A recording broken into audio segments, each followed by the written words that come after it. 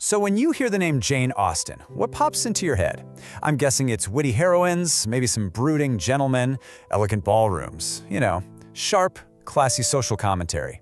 But what if I told you that before all of that, there was just utter madness, melodrama, and a very, very confused cucumber?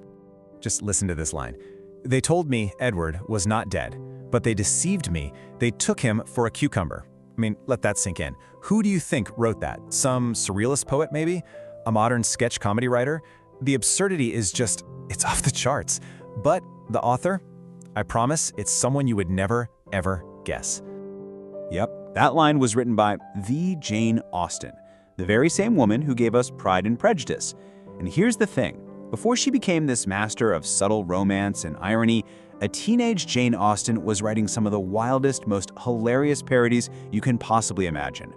See, as a teenager, Austen wrote this whole collection of stories that we now call her juvenilia, basically her early stuff.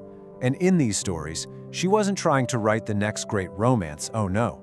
She was busy tearing the popular books of her day to absolute shreds. And her main target was this literary trend called sensibility. So what was sensibility?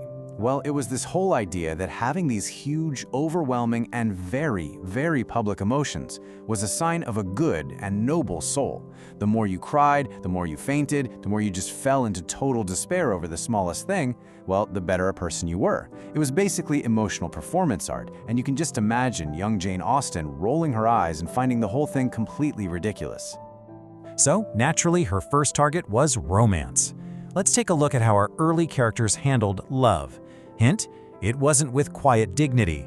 It was with the most impractical, over-the-top, hysterical behavior imaginable. Okay, so here, Austen is taking that romantic idea of living on love and making it completely literal.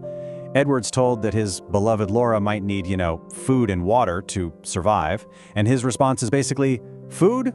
Why on earth would she need food when she has my love? It's such a perfect jab at the idea that passion alone can actually sustain you. And love in these stories, it wasn't some slow burn. It was an instant, all-consuming bonfire. This character has known Henrietta for a whopping 1 month, but he talks like he's been through a lifetime of epic devotion. In Austen's parody world, there's no getting to know you. You just see someone across a room, and bam, your soul is theirs forever. Done deal.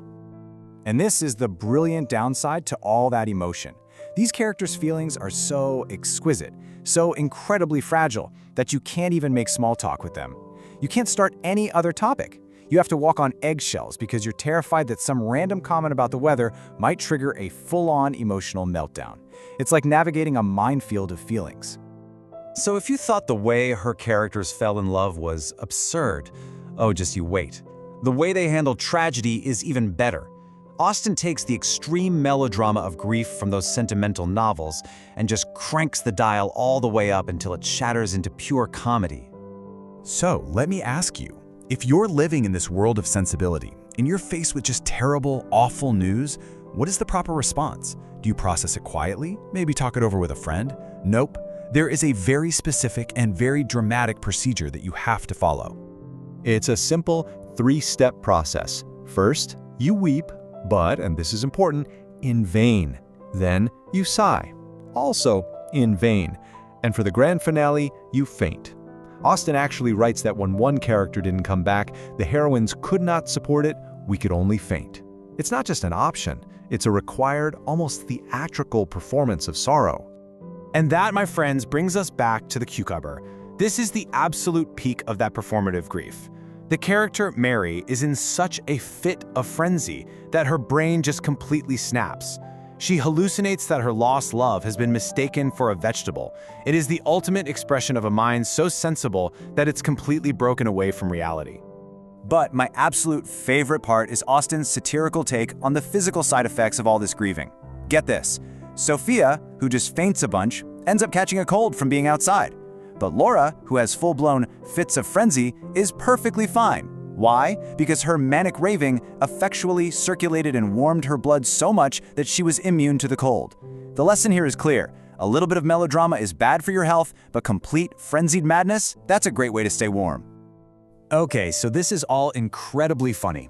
But what's the point of it all? I mean, how did these wild, chaotic teenage scribbles lead to the literary masterpieces we all know and love? Well, it turns out this chaotic playground was actually the perfect training ground for her genius. You can really see the journey right here. In her early work, emotion is huge, it's performative, it's public. Later on, in a book like Pride and Prejudice, it becomes deeply internal and quietly felt.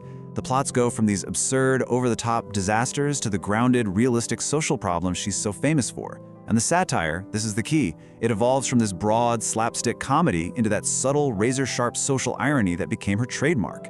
She basically learned to control the volume, turning a shout into a devastating whisper.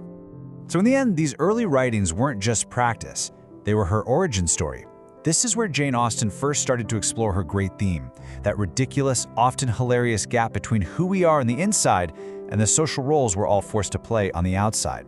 She saw the absurdity in performing emotions for an audience, and that sharp observation became the foundation for everything that came later. It really makes you think, doesn't it? I mean, if this is the kind of sharp, wild, and brilliant satire a teenager was writing over 200 years ago, probably hiding it in her notebooks, what kind of masterpiece is some young writer creating right now, maybe on social media or in some fan fiction, just waiting to be discovered?